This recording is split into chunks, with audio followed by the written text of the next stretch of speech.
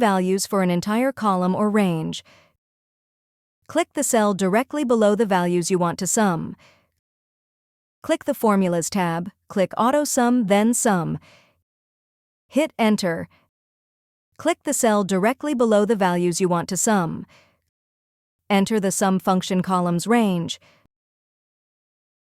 Hit Enter. To quickly sum other columns of the same length, copy the cell, then paste. Click the Formulas tab, click Auto Sum, then Sum. Hit Enter. Click the cell directly below the values you want to sum. Enter the sum if function.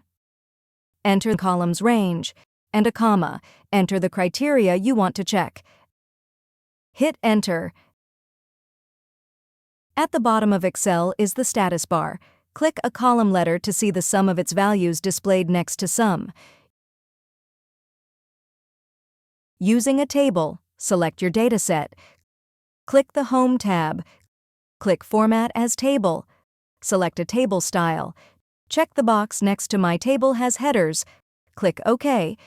In the Table Design tab, check the box next to Total Row.